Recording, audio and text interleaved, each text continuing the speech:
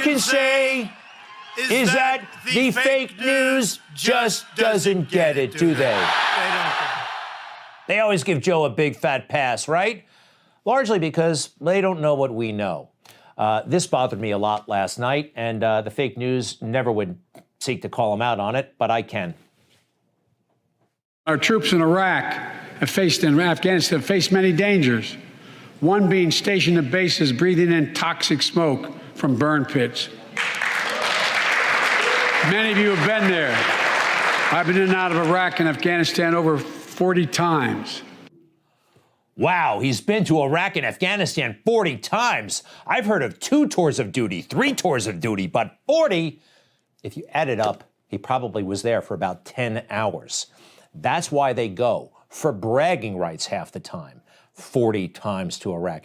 I've seen reporters do this, politicians do it all the time. If you added it up, what would it actually amount to? Now, personally, I've been to Iraq 4 times. Just 4. So Joe's been there 40. That's one of my trips there. Got a little medal to the face. I was there for about a year, all right? If you added it all up. 40 versus 3, 4. It's all about bragging rights with Joe. But he makes the matter even worse. These burn pits that incinerate waste, the waste of war, medical and hazardous material, jet fuel, and so much more. And they come home. Many of the world's fittest and best trained warriors in the world. Never the same. Headaches, numbness, dizziness. A cancer that would put them in a flag-draped coffin. I know. 13. One of those soldiers was my son, Major Bo Biden.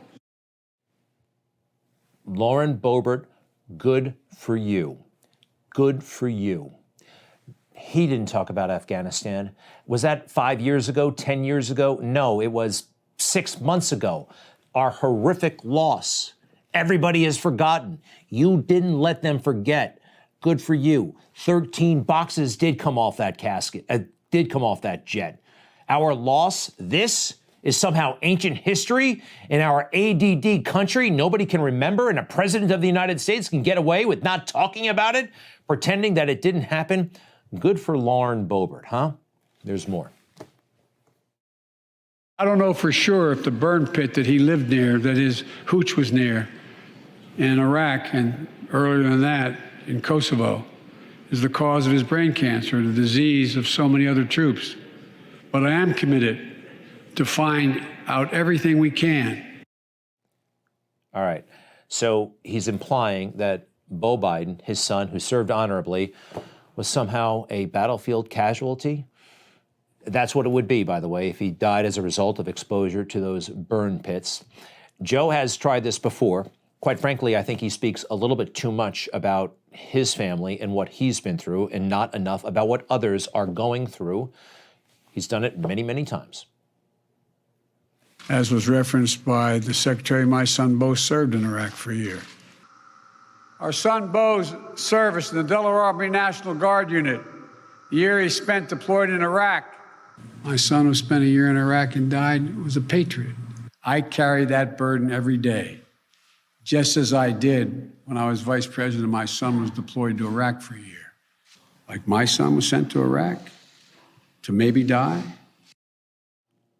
Well, at one point he said a year in Iraq and died in Iraq.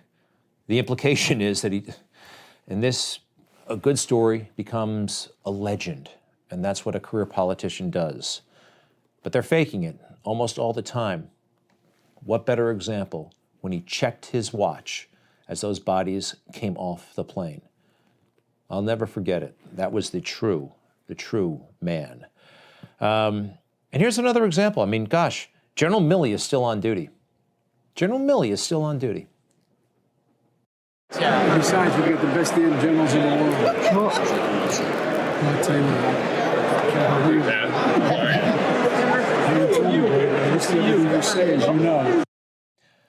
Best damn generals in the world, right? Mark, I want to learn about White Rage Milley. Afghanistan, we saw what happened. Best damn generals in the world? No. All right.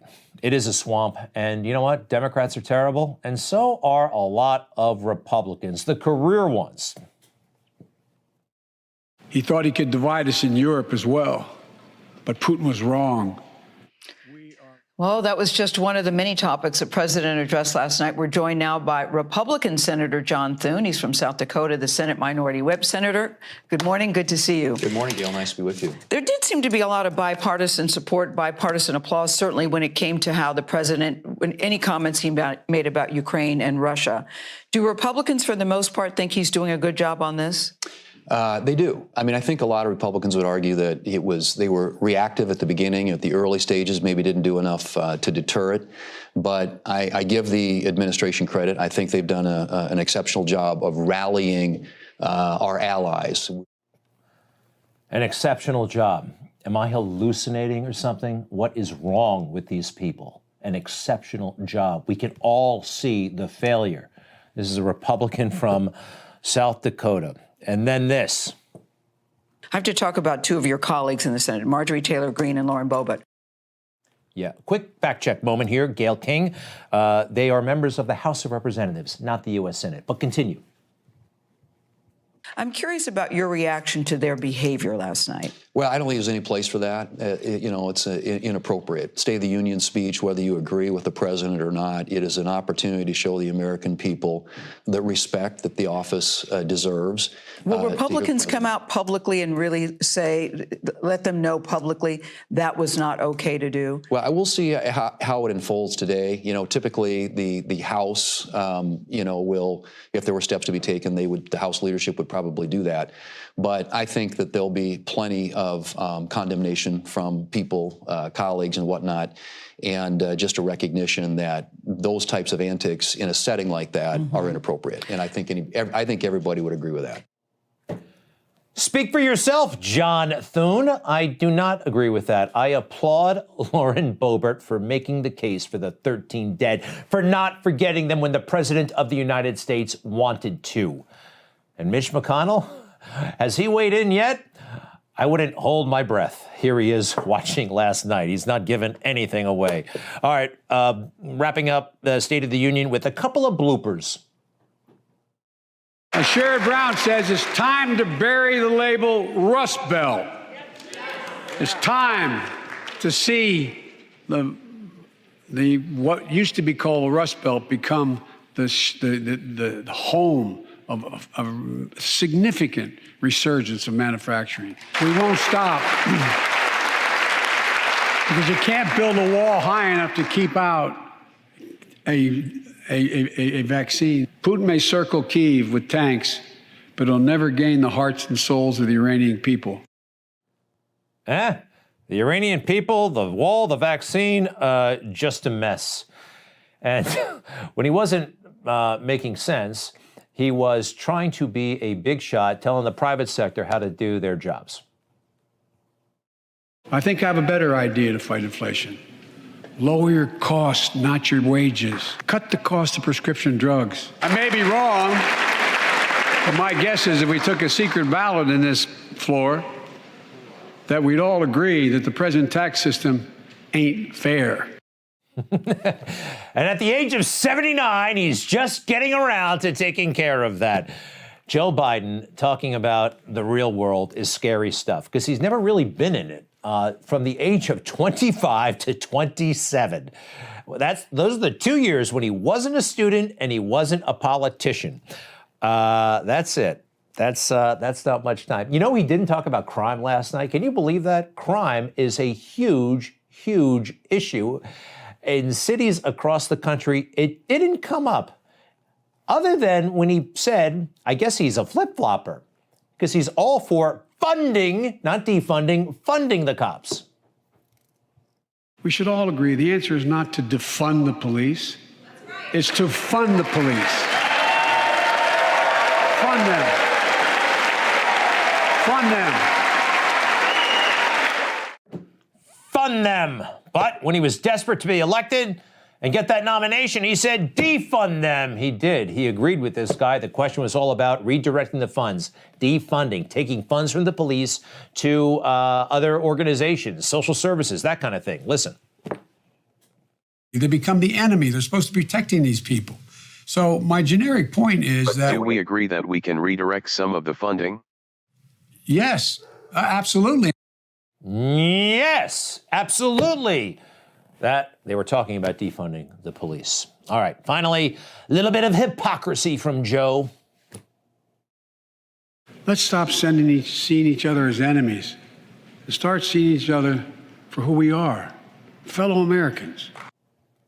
Ah, isn't that nice? Right, great. Starting with you, huh? That's a great asset. More inflation. What a stupid son of a bitch. What I'm worried about is how un-American this whole initiative is.